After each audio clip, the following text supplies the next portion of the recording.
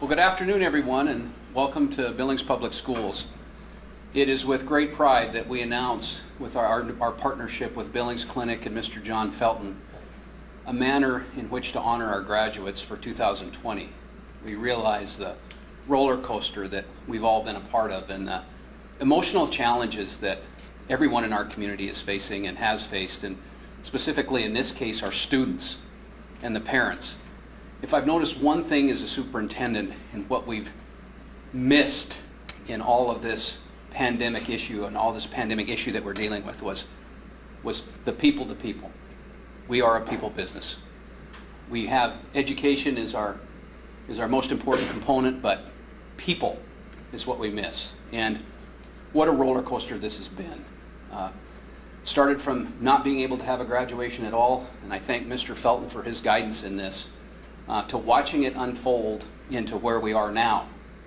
Shortly a week ago, we introduced a concept of 10 students, small ceremony, no parents. And we knew that would be difficult. We knew the challenges that families would face with that. So in a little bit of soul searching, I sat down one afternoon at my desk and I said, I need to have access to the experts. And so I placed a call to Mr. Jim Duncan at Billings Clinic, and I said, Jim, I need some help. And I wasn't the only one. The AA superintendents have been visiting about this for a long time, trying to find a solution for how do we honor our graduates, what's too much, what's too little. And I said, Mr. Duncan, can you help me out? And boy, did they ever. Billings Clinic stepped to the plate and helped us identify exactly what we can and can't do. We have been in constant support with Mr. Felton from the county health to say what we can and can't do. And I'm proud to announce that as of now, and we know that things can shift, we're going to be able to offer our graduation on Sunday, May 24th, one session for all three schools. And we changed the hours a little bit. 9 o'clock will be Skyview, 2 p.m. will be senior, and 7 p.m. will be Billings West.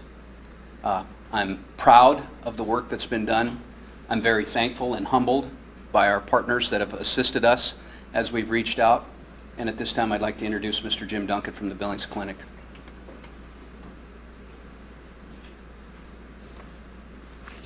Thank you, Superintendent. It's really a point of pride. For many, many years, our organization has had a connection with the Billings Public Schools, whether it's helping to pass levies or bonds or just being there to cheer our schools along and help them. We're all partners together in this community, and so when we got the call from Greg, we went to work. And I knew that we had experts at our organization and in the whole medical corridor, and of course our partners with Riverstone to help.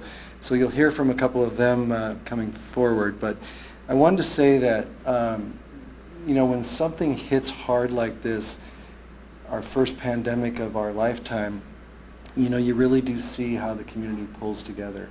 And in this case, as you reached out and we began reaching out, everyone stepped up and said, we'll help. From Metro Park and working with Tim Goodridge and the team out there to come up with plans for how we can spread everyone out and meet the social distancing requirements. We've had yeses all along the way to help make this happen. A couple of things you'll hear about, in addition to the social distancing that's going to be required, is we're going to ask that all of the graduates, along with the parents, wear masks. And you've heard a lot about masks throughout this whole situation. And so we're proud to say that we are going to be able to donate Montana masks, the masks you've been hearing about that were initially 3D printed and now injection molded. And we'll have a mask for every graduate and their two guests that come with them to the ceremony. Thank you all for being here. As Nancy said, this is real. The issues that we faced are, I don't think, anything that any of us truly anticipated. It's been 100 years since the last pandemic, and I think there's a good reason why they don't happen often. As we were looking at this, there's multiple factors that we need to take into account, and we look at the health of our public. Clearly, health status and protection from infectious disease is an important part, but social connectedness and economic vitality are also part of what it means to have a community well-being. And as we've gone through the opening of businesses, we've really been trying to balance economic vitality and the safety and health of the public.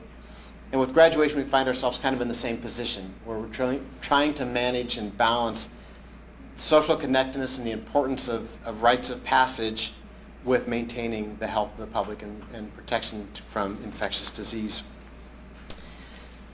So we are fortunate in our community, and we should never take for granted the fact that we all know each other. We've worked together for a long time, and we know how to make things happen. And in this case, many partners were involved.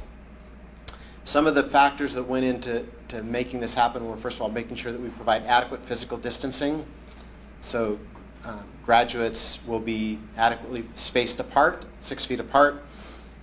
Their guests will be spaced apart. Jim mentioned the masking. That's important. Limiting the number of people is important. I realize that's a difficulty for families who would like to all watch their graduate go through the process, but that is simply not possible to maintain safety. One of the things we've talked about when we first started opening the economy was the importance of keeping track of where people go. As we start going down this path, if we have additional cases, contact tracing is a critical part of managing any pandemic. And so we're going to ask people to keep track of where they sit. Keep your tickets. Make sure you know where you were. There's another part of this that's the season we're in, which is graduation parties. Graduation parties, again, an important rite of passage in our community, something that people look forward to. I'm going to ask that for the parents out there who are holding your graduation parties, please keep a list of who comes. If we find ourselves in the position of needing to do contact tracing, it's going to be really difficult to remember where someone was 2 or 3 weeks ago. But if we find a linkage to a graduate, it would sure be great if we could go and say, who was at your graduation party? For individuals, keep track of what events you go to, so that if the time comes, we can find out where people were. This is really an experience in trying to manage somewhat differing objectives. It's important that we have the social events of our community and the economic activity in our community. We need to balance that with mitigating risk. None of us in today's pandemic world can completely eliminate risk. It's just the reality of infectious disease. What we've tried to do in working with the school district and our other partners is find a way to mitigate the risk to graduates and their families in the community in a way that balances with the importance of the social events and the rites of passage. And I think working together as a community, we've accomplished that. We've come to a nice balance. One last thing I would mention is for those graduates who anticipate that one or both of their guests will be from out of state, please bear in mind that the governor's directive for interstate travel and quarantine requirements is still in place. So people who come in from out of state for something other than a work purpose need to be quarantined for 14 days. So I would ask that if people are anticipating bringing people in from out of state, please bear in mind that those out of state guests need to be quarantined, staying at home or in their hotel or wherever they are for 14 days prior to the event. So that may help with your planning. With that, I'd just like to say we're really proud of the way our community has responded to this and the way we've worked through this difficult situation. I'd now like to introduce Dr. Scott Elner. Dr. Elner is the CEO of Billings Clinic and has been a great partner in this.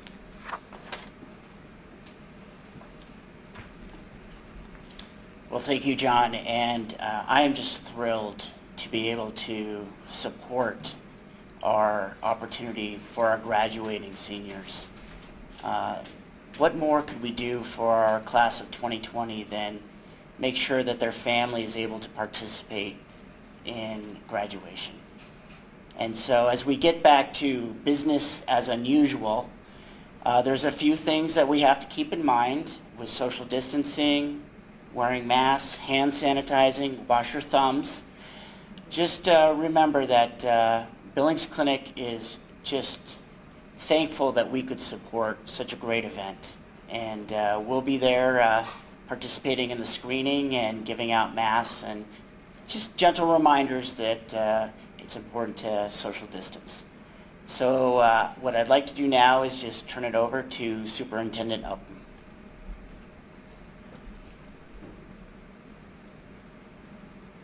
Well, again, in closing, I just want to thank Billings Clinic and John Felton and Metro Park. It does show signs of a true partnership in our community. It also shows signs that if we put our heads together and we use the intellect and the training, that we can approach this pandemic as it should be. And I'm thankful that Mr. Duncan took my call at 3 o'clock in the afternoon. And I'm thankful for our community, and I'm thankful for our graduates. So at this time, I'll take questions. Will there be any guidelines as far as grad parties go, like how many people can go? Or? We can't say how many can go, but we'll follow the guidance of Mr. Felton as he had just stated.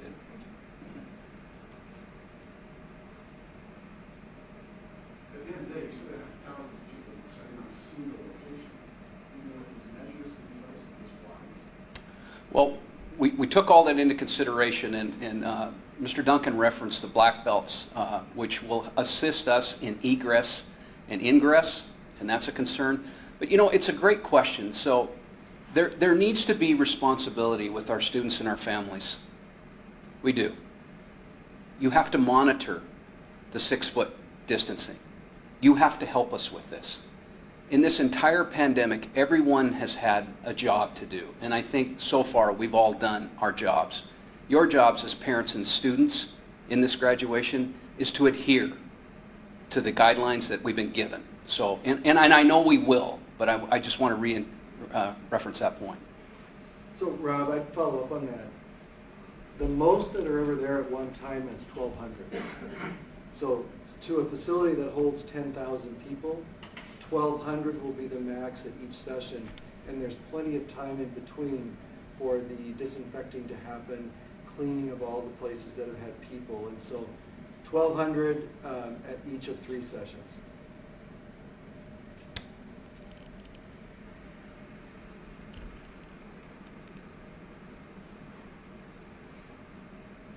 Any other questions?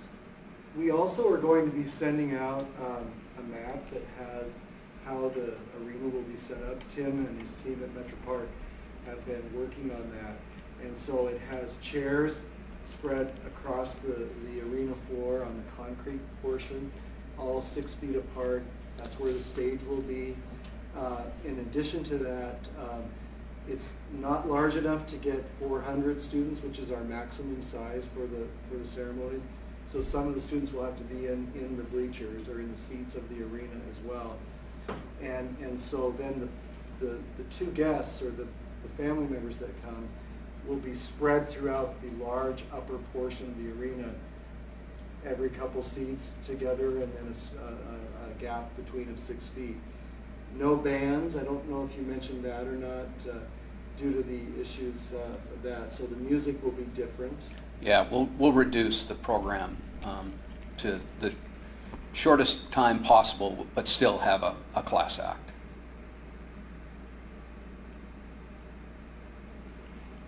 Anything else? Dr. Neil Koo, which we didn't mention his name, disease specialist with Billings Clinic, is also instrumental in assisting us, so thank you, Dr. Koo. And thank Metro Park. Yeah. Team effort. If any of you want the map, just go ahead and shoot the email at us before you leave them on. Shoot the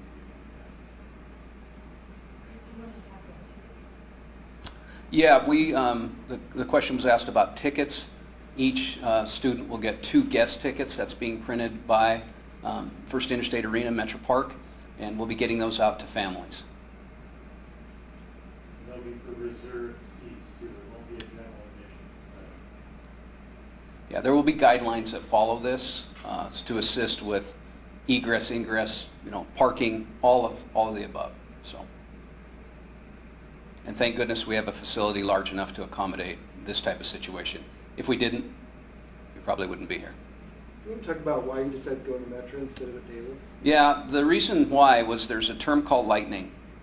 And with all this planning, we didn't want to take a chance on an outdoor event. We would prefer an outdoor event, and in working with the disease specialist earlier, it's preferred. But in the case that with the numbers and the way that we've designed it, or they've designed it, the inside venue is better for the sake of weather.